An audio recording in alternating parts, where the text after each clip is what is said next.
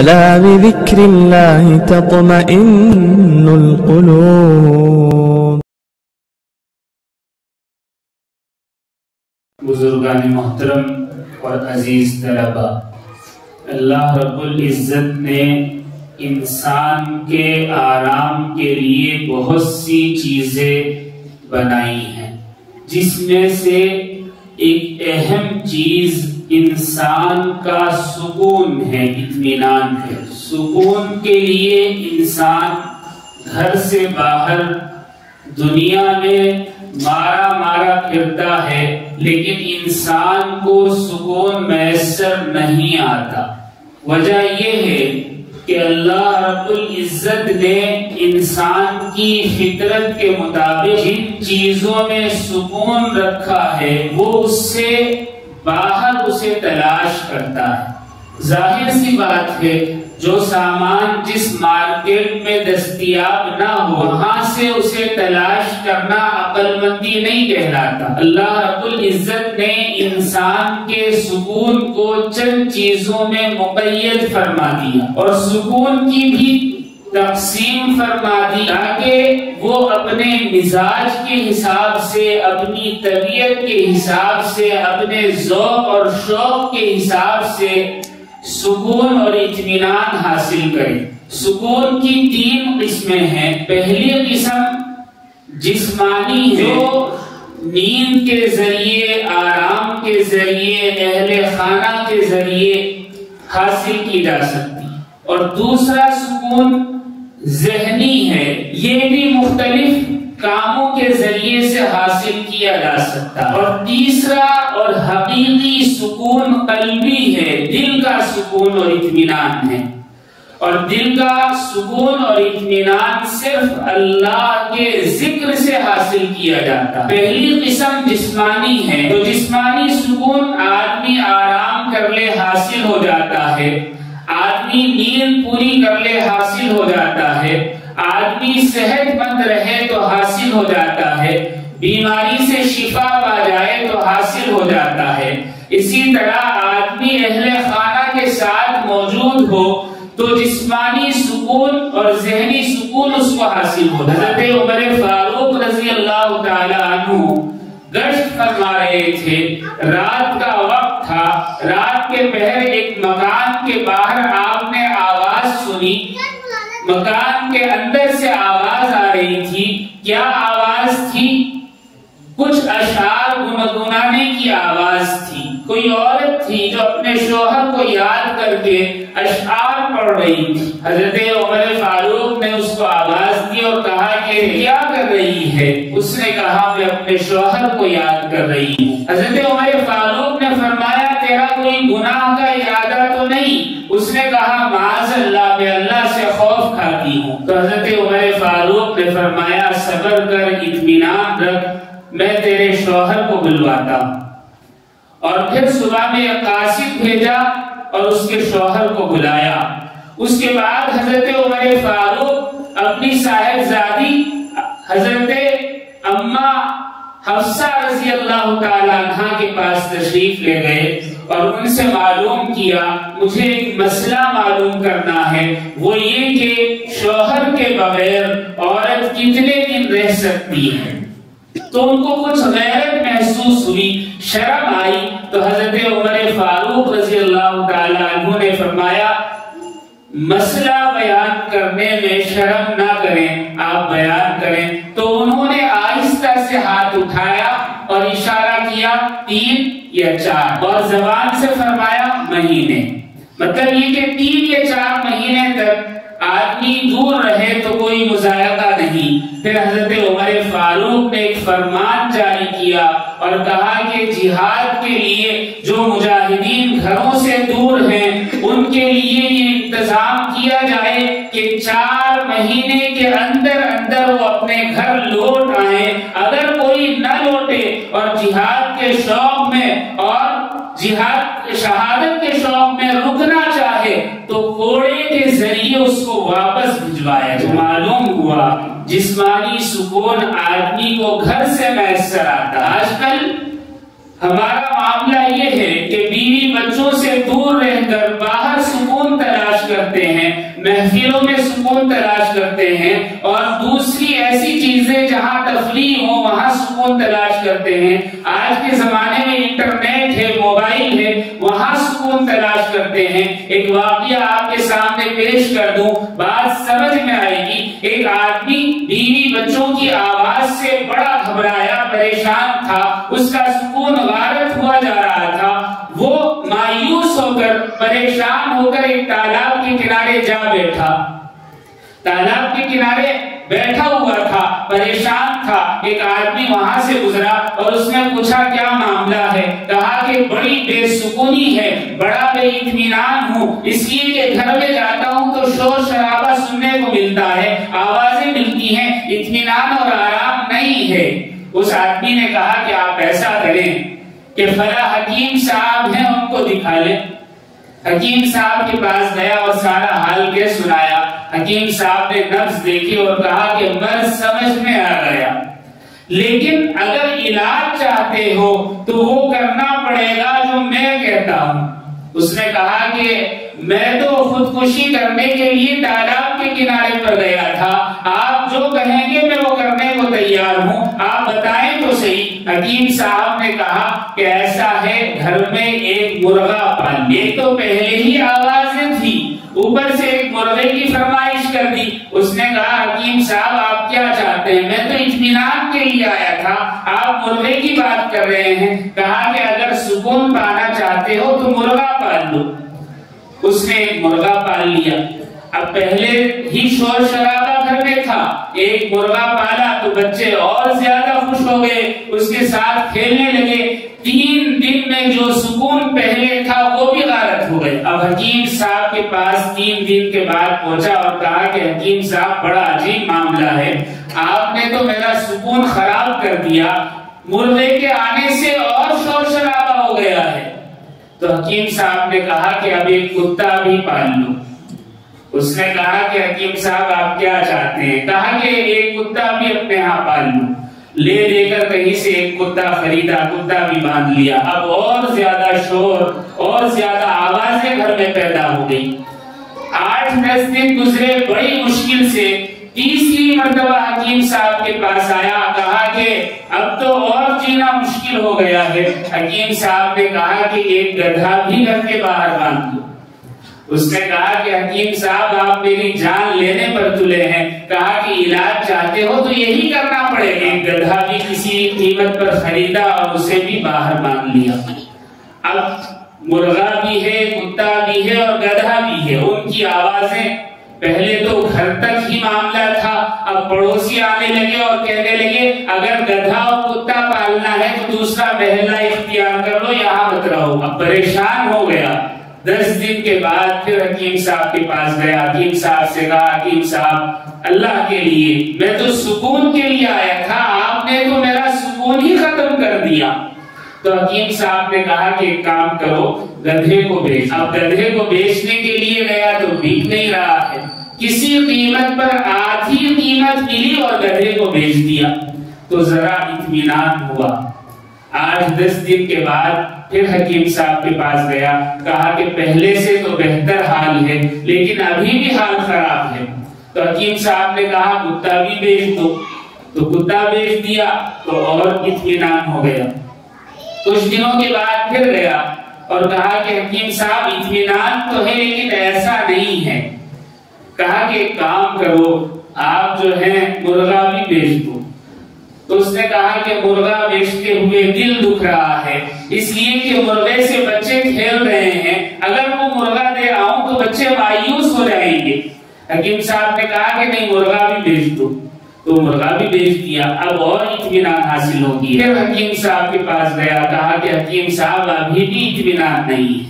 تو حکیم صاحب نے کہا اب ایسا کرو، بیوی کو اور بچوں کو اپنی سسرال بھیج دو اور گھر میں تنہا رہو، بالکل اطمینان حاصل رہے گا۔ اس نے ہاتھ جوڑ دیے اور کہا کہ حکیم صاحب میں سمجھ گیا، گھر والوں کے ساتھ سکون ملتا ہے، باہر سکون نہیں ملتا۔ عقل آ گئی، سمجھ آ گئی۔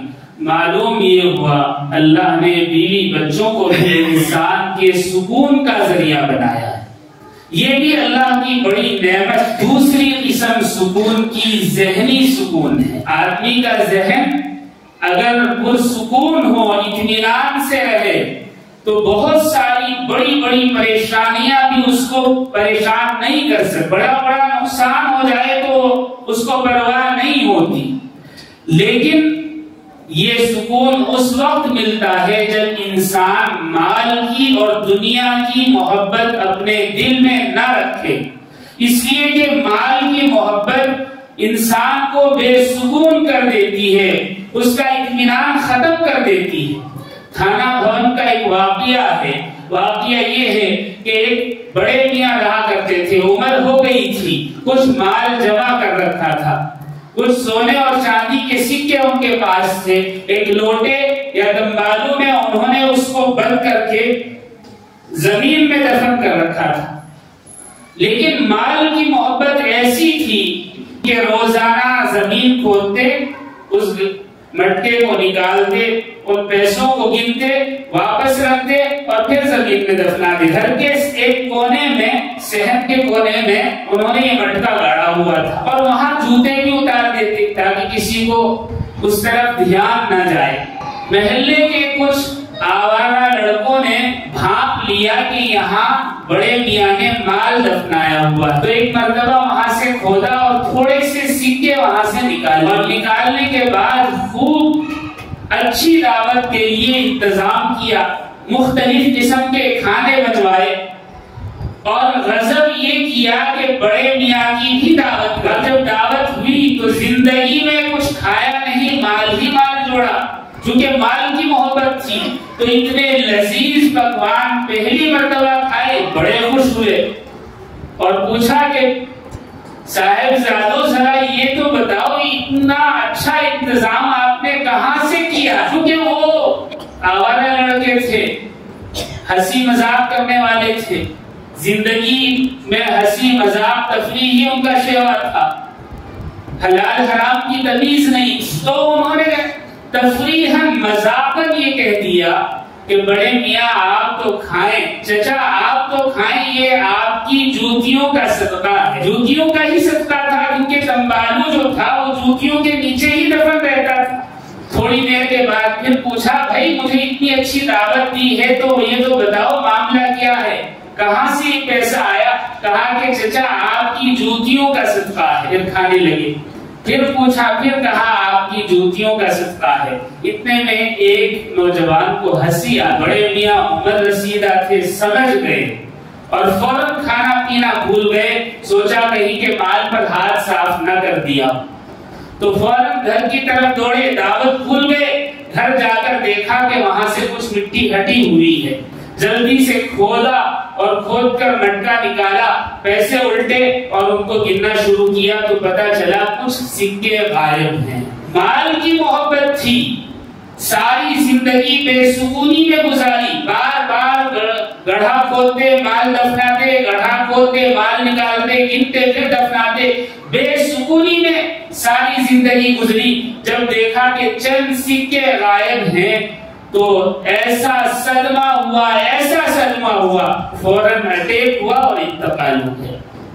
اللہ، جب اطراف و اکناف میں لوگوں کو معلوم ہوا تو لوگ جمع ہو گئے، اور سارا قصہ جب پتا چلا تو بڑا افسوس ہوا، بڑا صدمہ ہوا۔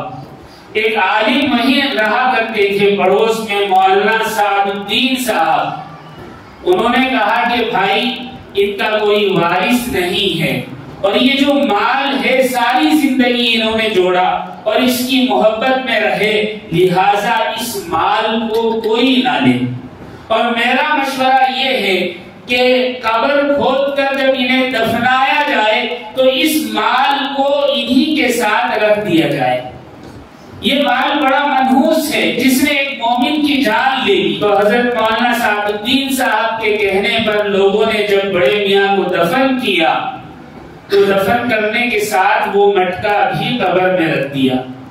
اب جنازے کے ساتھ جو لوگ گئے تھے ان میں کچھ چور بھی تھے، انہوں نے جب یہ دیکھا کہ مٹکا قبر کے اندر رکھ دیا ہے اور مال کافی ہے تو رات میں قبر کھودی اور روشنی کی تو دیکھا کہ مٹکے میں سے تمام سکے باہر ہیں اور لاش پر چپکے ہوئے۔ چوروں نے سمجھا کہ یہ تو اور آسانی ہو گئی، ان کی سمجھ میں نہیں آیا کہ یہ اللہ کی طرف سے کوئی اور معاملہ ہے۔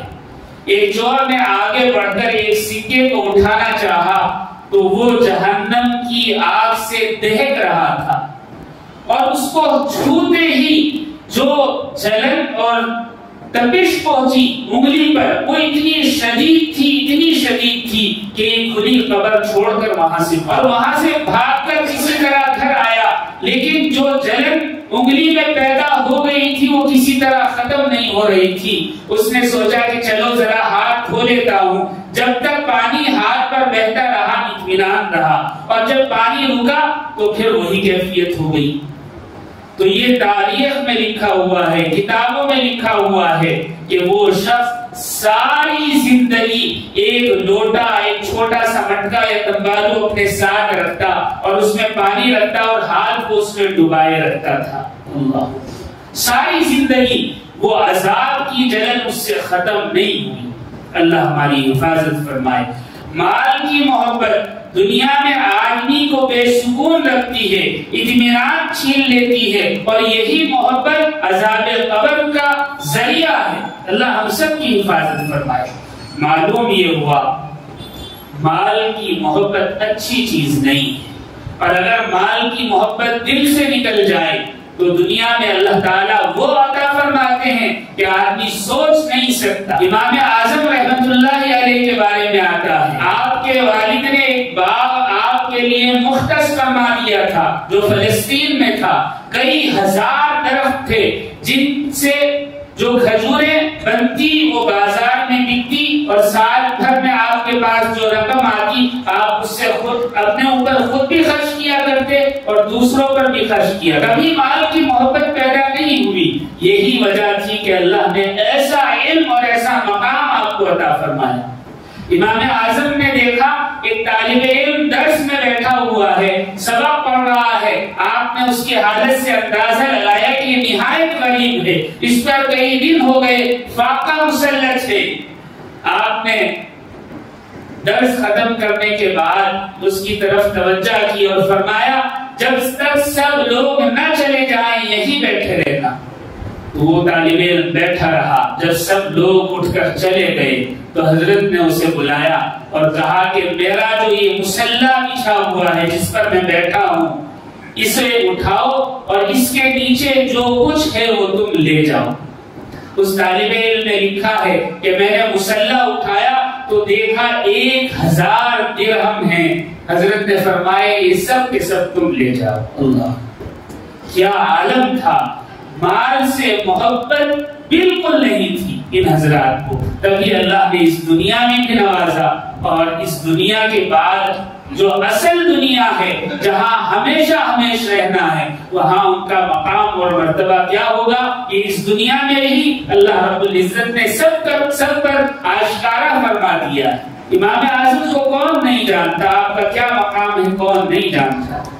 اللہ رب العزت نے ایک تیسری چیز یعنی دل کا اطمینان، یہ تو ذہن کا اطمینان تھا جو میں نے آپ کو بتایا، دل کا اطمینان ذکر میں رکھا ہے، ذکر کے علاوہ کچھ اور چیزوں میں بھی رکھا ہے، اور وہ ہے کشادہ دستی، یعنی کھلا ہاتھ ہو، آدمی کھلے ہاتھ سے خرچ کرے، فضول خرچ نہ کرے، لیکن جہاں ضرورت ہو وہاں دل کی کشادگی کے ساتھ، دل کی فراخی کے ساتھ، دل کی خوشی کے ساتھ خرچ کرے، تو اللہ رب العزت کے یہاں اس کے لیے دنیا میں یہ فیصلہ ہوتا ہے کہ اللہ تعالیٰ اس مال کو تو لوٹا دیتے ہیں دنیا میں ہی، لیکن اسے اطمینان قلب حاصل ہوتا ہے۔ حاتم طائی کے بارے میں آتا ہے، بڑا مشہور تھا، آپ نے اس کے قصے سنے ہوں گے، بڑا فیاض تھا، بڑا کشادہ دست تھا، لوگوں پر بڑا خرچ کرنے والا تھا۔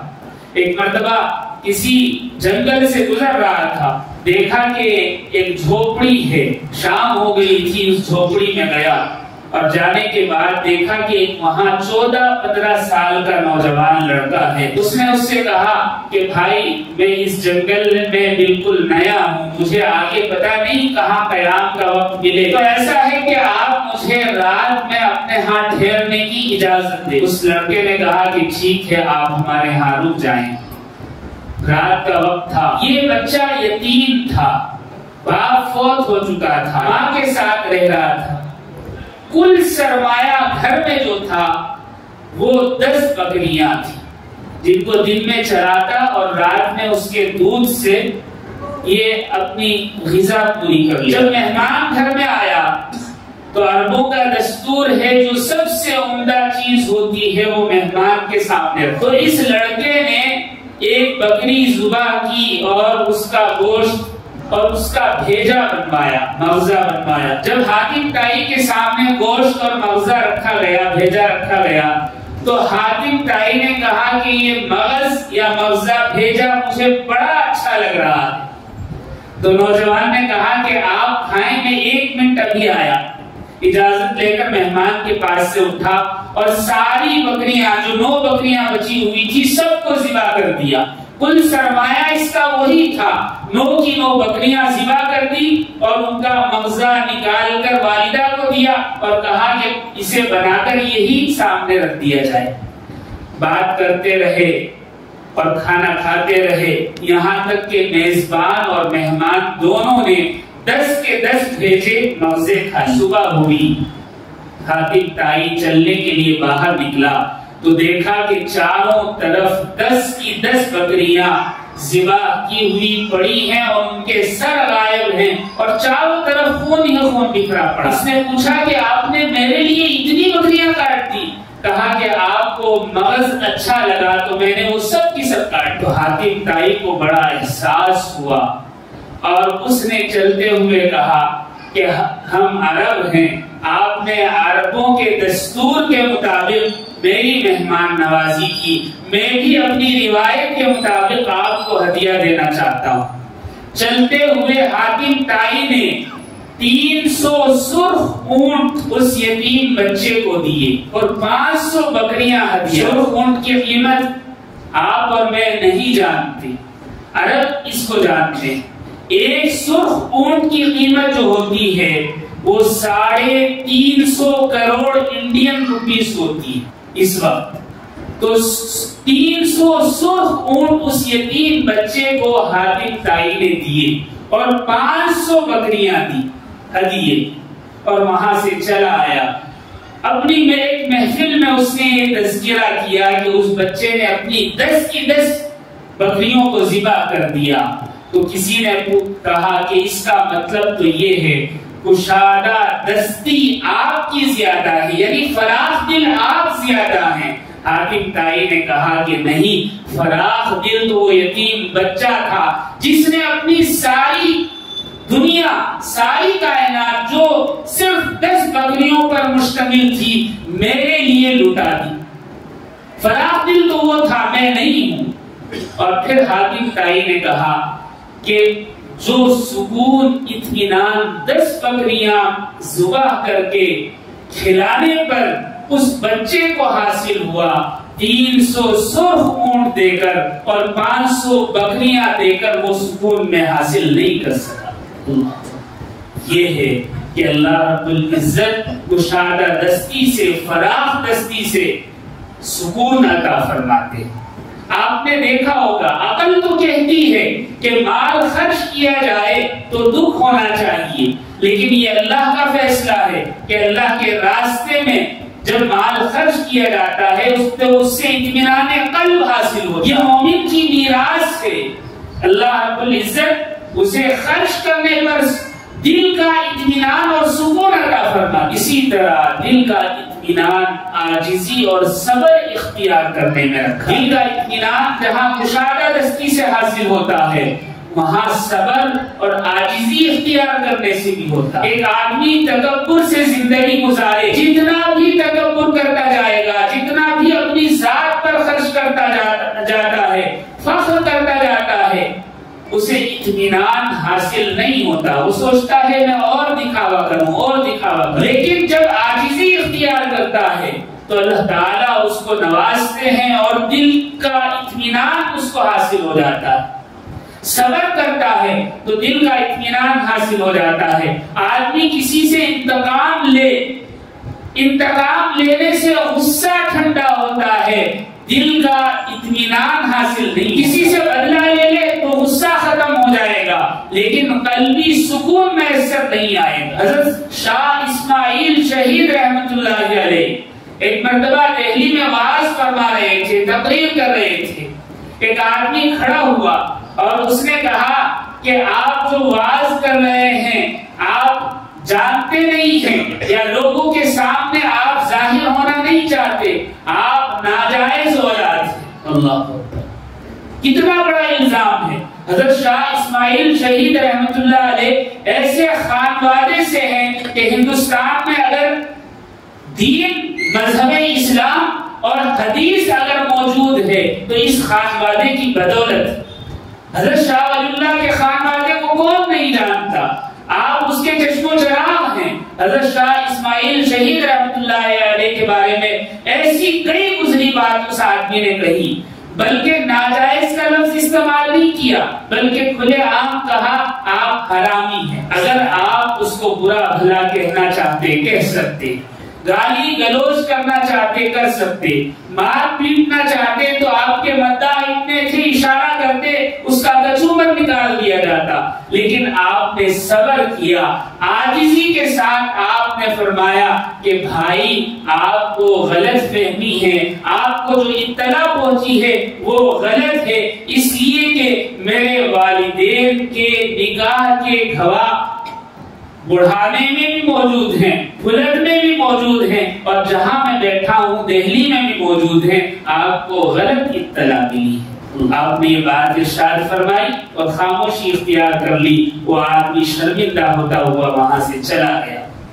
اگر آپ اس کو مارتے پیٹتے گالی گلوچ کرتے برا بھلا کہتے تو کوئی فائدہ نہیں تھا، کوئی فائدہ نہیں تھا۔ آپ نے عاجزی اختیار کی اور صبر کیا، ایک چھوٹا سا جملہ ارشاد فرما دیا تو جو سکون آپ کو ساری زندگی ملا اور جو شرمندگی اسے ساری زندگی رہی اس کو کوئی بیان نہیں۔ معلوم ہوا کہ صبر کرنے سے اللہ رب العزت دل کا سکون عطا فرما۔ اسی طرح انسان کا سکون غارت کرنے والی چیز حسد، حسد بھی انسان کا سکون غارت کر دیتی ہے، اور حسد ایک ایسی چیز ہے، نبی کریم علیہ السلام نے ارشاد فرمایا حسد اعمال کو ایسے کھا جاتی ہے جیسے آگ لکڑی کو کھا جاتی ہے۔ تو انسان کے اعمال کو جب حسد ایسے کھا جاتا ہے تو انسان کو کیسے کھا جاتا ہوگا ہم تصور کر سکتے ہیں۔ انسان کا سکون، اطمینان اور راحت سب کچھ حسد کھا جاتا ہے۔ مومن سے بلکہ غیر مومن سے بھی حسد نہیں کرنا چاہیے۔ حسد بڑی بری بیماری۔ حضرت نوح علیہ السلام کی کشتی جب طوفان میں اوپر اٹھی اور چلنا شروع ہوئی تو لوگوں نے دیکھا کہ ایک بوڑھا کشتی کے کنارے پر لٹکا ہوا ہے اور جان بچانے کی کوشش میں ہے۔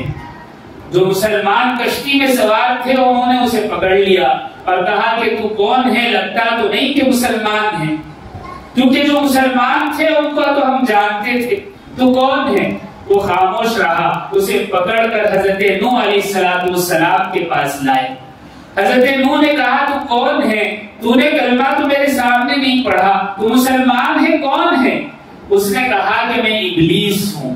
حضرت نوح نے کہا تو پھر اس کشتی پر تیرا کیا کام، تو اس کشتی سے فوراً اتر جا، اس لیے کہ اللہ کے فرما بردار ہی اس کشتی پر سوار ہوں گے۔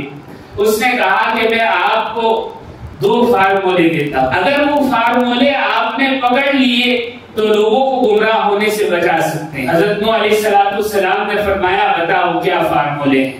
اس نے کہا کہ آپ وہ فارمولے سن لیں لیکن پھر مجھے کشتی پر رہنے کی اجازت دے دیں۔ حضرت نوح نے کہا اگر فارمولے کامیاب ہیں تو پھر میں اجازت دوں گا۔ کہا کہ بتاؤ کیا؟ اس نے کہا کہ دو چیزیں ہیں جن سے میں انسان کو گمراہ کرتا ہوں، ایک حسد اور ایک حرص، مطلب لالچ۔ دو چیزیں ہیں جن سے میں انسان کو گمراہ کرتا ہوں، حسد سے اس کے اعمال خراب کر دیتا ہوں اور لالچ سے اس کی دنیا اور آخرت تباہ کر دیتا ہوں۔ لالچ ایک ایسی بلا ہے کہ انسان کے اندر پیدا کر دیتا ہوں، ساری زندگی گزر جاتی ہے، اس کا پیٹ نہیں بھرتا، یہاں تک کہ قبر کا گڑھا اس آدمی سے بھر جاتا۔ اور دوسری چیز حرص ہے، جس میں میں خود حسد ہے، جس میں میں خود مبتلا ہوں۔ حسد میں نے حضرت آدم سے کیا تو ہمیشہ ہمیش کے لیے اللہ نے مجھے دھتکار دیا، اور اس دنیا میں بھی اور پھر روز قیامت میں بھی اور پھر جہنم میں بھی مجھے بے اطمینان بے سکون کر دیا۔ اس معلوم ہوا کہ حسد ایک ایسی بیماری ہے جو انسان کو بے سکون کر دیتی ہے، قلب کا اطمینان اس سے چھین لیتی ہے۔ اور اگر یہ حسد نہ ہو تو اللہ رب العزت اسے کیا مقام عطا فرماتے ہیں؟ نبی کریم علیہ السلام کی اس حدیث سے بات سمجھ آتی ہے۔ نبی کریم علیہ السلام اپنے صحابہ کے ساتھ تشریف فرما ہے تو اتنے میں آپ نے فرمایا اگر کوئی جنتی شخص کو دیکھنا چاہتا ہے تو انتظار کرے، ایک جنتی یہاں سے گزرے گا۔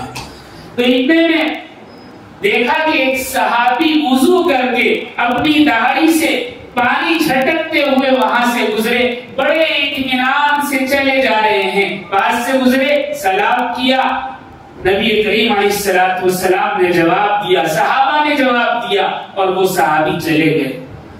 دوسرے دن پھر نبی کریم علیہ السلام اسی طرح مجلس میں تشریف فرما تھے، آپ نے فرمایا اگر کوئی جنتی شخص کو دیکھنا چاہے تو ابھی ایک جنتی یہاں سے گزرے گا۔ تو دیکھا کہ وہی صحابی پھر وضو کر کے اسی طرح چلے جا رہے ہیں۔ تیسرے دن پھر آپ نے فرمایا کسی کو جنتی دیکھنا ہو تو یہاں سے گزرے گا۔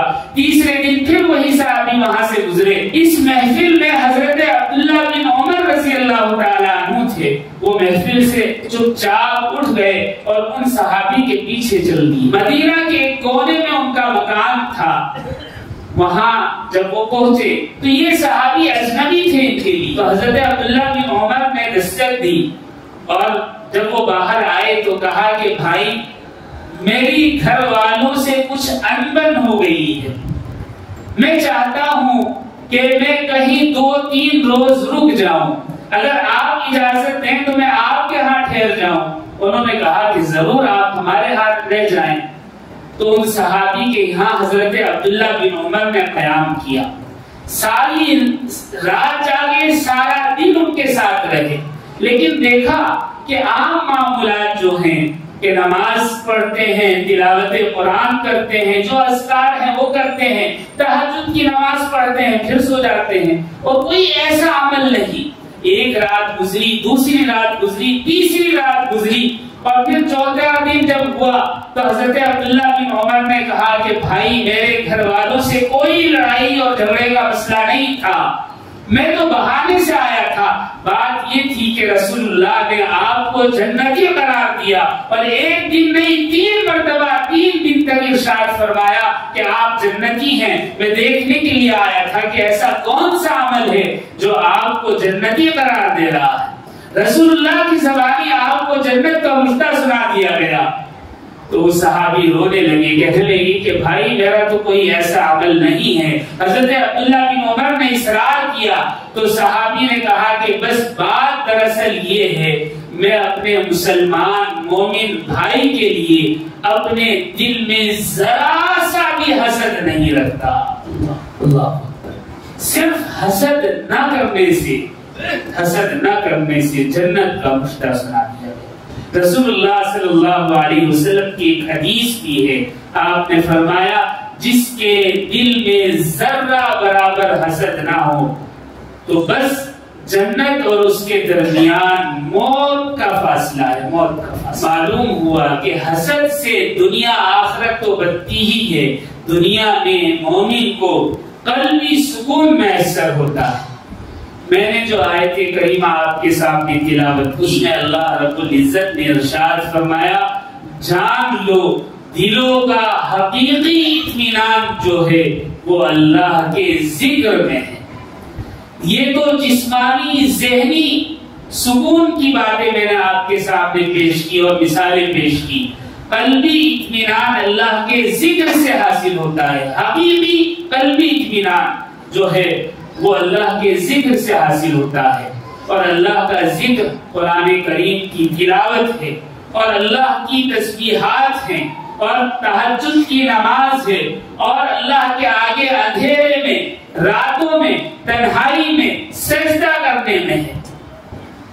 ایک مسلمان نے لکھا ہے، امریکن ہے، اس نے لکھا کہ میں اپنے ایک عیسائی دوست کے پاس گیا، اس وقت میں پریشان تھا، میں نے اس سے جا کر کہا کہ میں ذہنی طور پر پریشان ہوں اور دل میرا بڑا بے اطمینان ہو رہا ہے، سکون نہیں ہے، آپ مجھے کوئی ایسی بات سنا دیں کہ دل کا اطمینان حاصل ہو جائے۔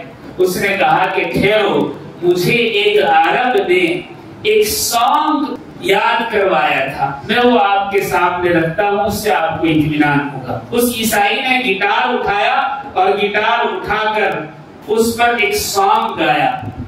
سانگ کیا تھا؟ سورہ فاتحہ تھی۔ اور جب وہ ختم ہوا تو اس مسلمان نے کہا کہ بھائی آپ نے جو پڑھا ہے، جو گایا ہے، آپ کو پتا ہے کیا ہے؟ کہا کہ نہیں مجھے نہیں پتا، لیکن اس عرب نے مجھے سکھایا تھا، تو اس سکھانے کے بعد جب مجھے بے اطمینانی ہوتی ہے، سکون نہیں ہوتا، اس وقت میں اس کو پڑھ لیتا ہوں، گا لیتا ہوں، گٹار میں نے خود شامل کر لیا ہے تو مجھے اطمینان ہو جاتا ہے۔ آپ کو معلوم ہونا چاہیے یورپ کے بہت سارے ممالک میں دل کا سکون نہ ہونے کی وجہ سے، چونکہ ان کے ہاں روحانیت نہیں ہے، اللہ کا ذکر نہیں ہے، اور اللہ نے جو ذکر میں حلاوت رکھی ہے وہ ان کو میسر نہیں ہے، اس وجہ سے خودکشی کو انہوں نے جائز قرار دے رکھا۔ تو اس امریکن نے کہا کہ میں یہ پڑھ لیتا ہوں، اطمینان ہو جاتا ہے۔ تو اس مسلمان نے کہا کہ بھائی آپ نے میری آنکھیں کھول دی، واقعتاً تلاوت قرآن میں، ذکر میں اللہ نے سکون رکھا ہے، آپ کو نہیں پتا یہ کیا ہے؟ اس نے کہا کہ نہیں مجھے معلوم نہیں۔ کہا کہ یہ قرآن کریم کی پہلی سورت ہے۔ اس نے کہا کہ اگر پہلی سورت میں یہ اطمینان ہے تو پورے قرآن میں کیا اطمینان ہوگا؟ مجھے آپ مسلمان بنا لیں۔ حضرت نظام الدین اولیاء کے ایک مرید تھے پنجاب میں، ان کے ہاں ایک بچہ پیدا ہوا، رو رہا تھا، اتنا رونا تھا کہ 1 مہینہ گزر گیا اس کا رونا بند نہیں ہوا۔ اس زمانے کے معالجین نے دیکھا، کہا کہ بچہ صحیح ہے، رونا ہماری سمجھ میں نہیں آ رہا۔ تو مرید نے سوچا کہ شیخ کے پاس چلتے ہیں، تو بیوی اور بچے کو لے کر دہلی آیا اور کہا کہ حضرت آپ اس پر کچھ دب کر دیں، یہ بچہ روئے جا رہا ہے جب سے پیدا ہوا۔ حضرت نے اس کے کان میں کچھ پڑھ کر پھونکا تو بچہ رونا بند ہو۔ تو یہ وہاں سے خوش ہو کر واپس چل دیے۔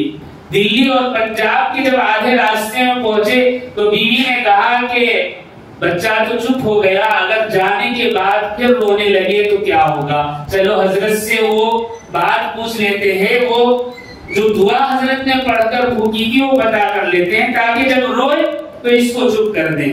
تو واپس پھر نظام الدین پہنچے اور حضرت سے عرض کی کہ حضرت وہ دعا بتا دیں۔ حضرت نے کہا کہ بھائی میری سمجھ میں ایک بات آئی ہے، وہ یہ کہ جب آپ کی بیوی حمل سے تھی تو یہ مستقل تلاوت قرآن کیا کرتی تھی، تو بچہ قرآن سننے کا عادی ہو گیا، اور جب اسے قرآن سننا نہیں ملتا تو یہ رونے لگتا ہے۔ میں نے تو چند آیتیں پڑھ کر اس کے کان میں سنائی تھی، میں نے دم نہیں کیا، تو یہ بچہ چپ ہو گیا، اس لیے کہ اس کی غذا ہی قرآن تھی۔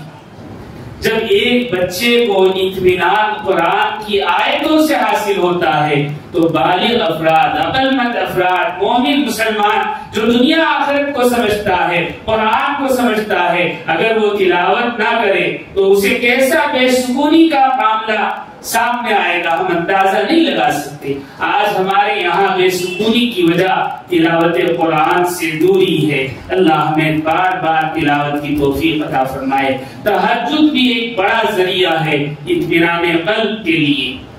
نبی کریم علیہ السلام کی بے شمار احادیث ہیں۔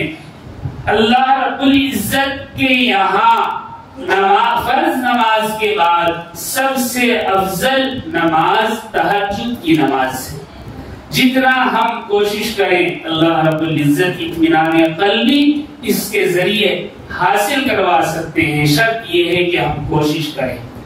ایک حدیث آپ کے سامنے رکھ کر بات ختم کرتا ہوں۔ حضرت ابو سعید خدری رضی اللہ تعالیٰ عنہ فرماتے ہیں کہ رسول اللہ صلی اللہ علیہ وسلم نے ارشاد فرمایا، تہجد کے لیے اگر کوئی شخص بیدار ہو اور وہ اپنی بیوی کو بھی اٹھائے اور اگر وہ نہ اٹھے تو اس پر پانی کے چھینٹے مارے اور پھر وہ دونوں اٹھ کر 2 رکعت، زیادہ نہیں 2 رکعت رات میں نماز پڑھ لیں تو اللہ رب العزت انہیں ذاکرین میں شامل فرما دیتا ہے، صرف ایک مرتبہ کے عمل سے۔ اور ایک دوسری روایت میں آیا ہے اللہ رب العزت ان کے تمام پچھلے گناہ معاف فرما دیتا ہے۔ اللہ اللہ اکبر۔ دلوں کا اطمینان اللہ کے آگے گڑ گڑانے میں، اللہ کا ذکر کرنے میں، اللہ کے آگے سجدہ کرنے میں ہے۔ اللہ رب العزت مجھے بھی اور آپ کو بھی عمل کی توفیق عطا فرمائے۔ وآخر دعوانا ان الحمدللہ رب العالمین۔ کعبے پہ پڑی جب پہلی نظر، کیا چیز ہے دنیا بھول گیا، کیا چیز ہے دنیا بھول گیا۔